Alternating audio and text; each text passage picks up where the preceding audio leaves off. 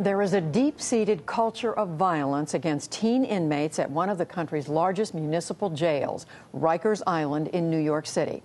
That is how the U.S. Attorney in Manhattan described practices and conduct there in a report released yesterday. It also said staff at Rikers Island, quote, routinely utilize force not as a last resort, but instead as a means to control the adolescent population. Among his findings, the U.S. Attorney reported nearly 44% of male teens between 16 and 18 years old had been subjected to force at least once while in custody. A striking number of serious injuries, including broken jaws and bone fractures, and investigations and incident reports that were often incomplete or falsified. Benjamin Weiser has been covering the story for the New York Times, and he joins me now. Benjamin Weiser, thank you for being here. This is some strong language in this report that covers the period 2011 to 2013, is it not? It is strong, but the United States Attorney, Preet Bharara, made it clear that they felt they've got it supported with evidence and reports and all the findings that they made. Well, what do they mean when they say deep-seated culture of violence against these 16 to 18-year-olds? What are they referring to?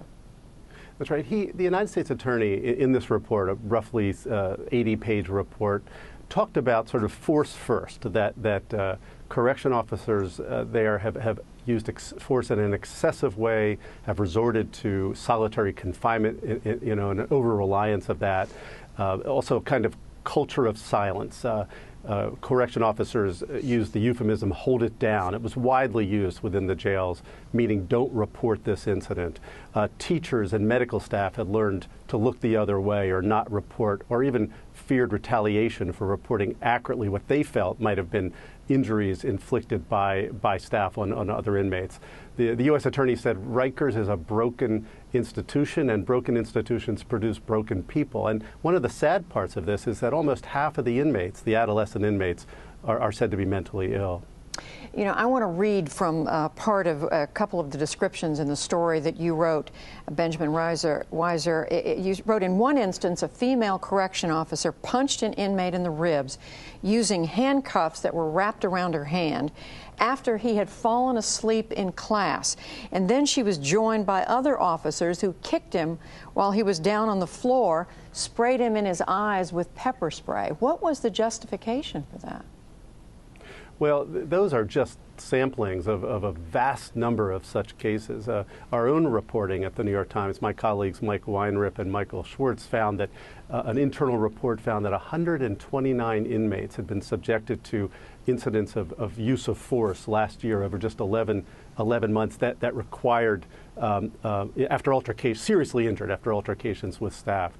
It's just, as the U.S. Attorney said, there was a widespread violation of civil rights, a pattern and practice of the overuse of force and the over-reliance on solitary confinement. And tell us what the report says about how the corrections officers themselves explain why they did what they did.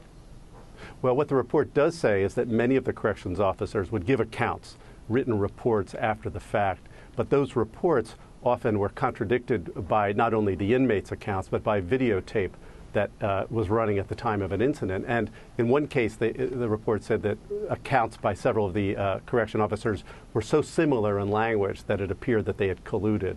And sometimes, the report said, inmates were beaten out of view of video cameras, as if they had been taken into isolated areas where video cameras were not watching. The code of silence that you mentioned a minute ago appears to be a big part of this, where the report, the U.S. Attorney's Office found, as you said, that there was an effort to keep quiet about what happened.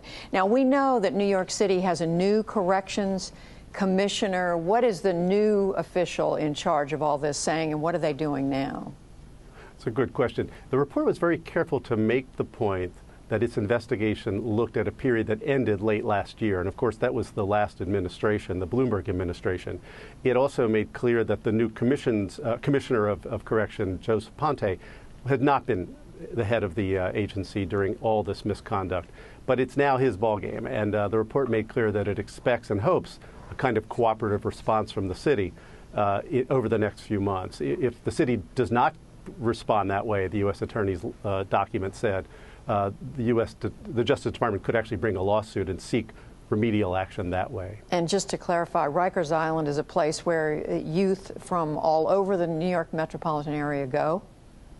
That's right. There are a combination of about 10 jails. 3 of the jails presently hold adolescents. There are roughly 490 or 500 or so adolescents currently there. And again, that's the age of 16 to 18.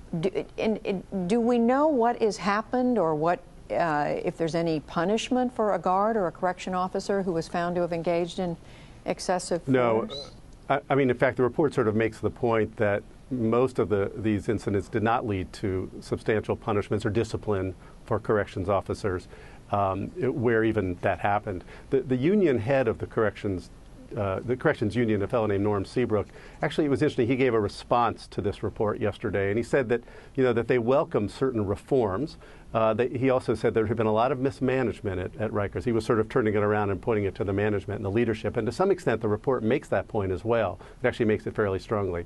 But he also said that there are times when correction officers need to respond to defend themselves, and he seemed to suggest that much of this might have been that kind of response.